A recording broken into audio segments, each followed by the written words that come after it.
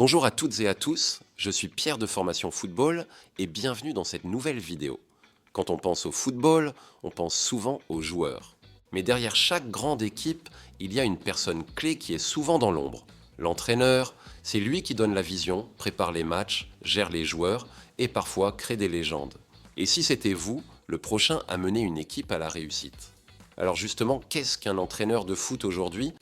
Un entraîneur de foot, c'est bien plus qu'un simple chef d'orchestre sur le bord du terrain. Il incarne une présence forte, capable d'inspirer, d'expliquer et de guider. Son rôle ne se limite pas à la tactique ou aux consignes. Il crée un lien avec chaque joueur, comprend leurs forces, leurs doutes et les aide à se dépasser. Au fond, son vrai talent, c'est de faire progresser l'individu pour faire grandir le collectif. Et attention, on parle ici aussi bien d'équipes pro que d'équipes amateurs, de jeunes ou de seniors. Car oui, il y a autant de profils d'entraîneurs que de clubs en France.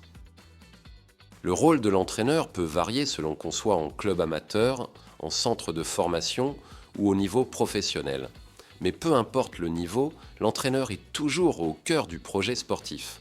Il est celui qui donne le cap, qui façonne l'équipe. Concrètement, ses missions s'articulent autour de 5 grands axes. Premièrement, l'entraîneur conçoit et anime les séances d'entraînement. Chaque semaine, c'est lui qui planifie les séances. Il choisit les exercices selon les besoins de l'équipe. Et surtout, il garde le bon dosage entre rigueur et plaisir. Une bonne séance est une séance utile et motivante pour les joueurs. Ensuite, il met en place la tactique de jeu. L'entraîneur définit l'organisation de l'équipe. C'est une partie très stratégique de son rôle, où lecture du jeu et anticipation sont essentielles. Troisième mission, il analyse les matchs et corrige ce qui ne va pas. Après chaque rencontre, victoire ou défaite, l'analyse est indispensable. L'entraîneur regarde ce qui a fonctionné, mais surtout ce qu'il faut corriger. Cela passe par des observations sur le terrain, parfois des vidéos, des statistiques et des échanges avec les joueurs pour progresser ensemble. Quatrième point essentiel, il doit gérer le groupe humain.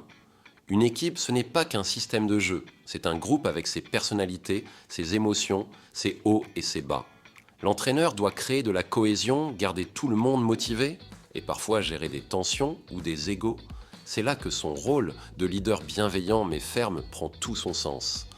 Enfin, il communique avec l'environnement du club. L'entraîneur n'est pas seul. Il échange avec les dirigeants sur les objectifs, avec les parents s'il entraîne des jeunes, avec les recruteurs, les analystes vidéo et tout son staff. Il doit savoir représenter son équipe et faire passer ses idées, que ce soit dans un vestiaire ou en réunion.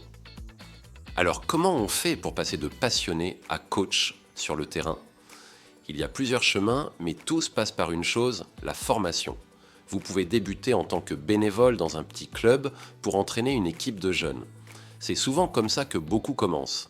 Mais si vous voulez aller plus loin, progresser et surtout prendre des responsabilités, il vous faut des compétences solides et passer par une étape essentielle, les diplômes.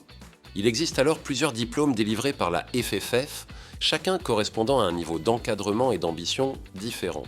On commence avec les CFF 1 à CFF 4 pour les débutants et les éducateurs en herbe. Puis vient le brevet de moniteur de football qui permet d'entraîner au niveau amateur ou régional avec une vraie reconnaissance professionnelle. Ensuite, le brevet d'entraîneur de football ouvre la porte au niveau régional et national. Et enfin, pour viser le très haut niveau, il y a les diplômes les plus exigeants, le DES et le BEPF, réservés à ceux qui se destinent au monde professionnel. Et pour progresser dans ce parcours, il est essentiel de continuer à apprendre et à se perfectionner. Et c'est là qu'intervient Formation Football. On propose une formation 100% en ligne, conçue pour accompagner les éducateurs et les entraîneurs qui veulent monter en compétences, approfondir leurs pratiques ou enrichir leur vision du jeu. Ce n'est pas un diplôme, mais un excellent outil pour progresser et gagner en compétences avec des vidéos concrètes et accessibles, des modules pratiques applicables sur le terrain et des conseils d'experts du football basés sur l'expérience. Que vous soyez déjà en club ou en reconversion, c'est un excellent moyen de gagner en expertise, d'évoluer plus sereinement et à votre rythme, tout en continuant à entraîner.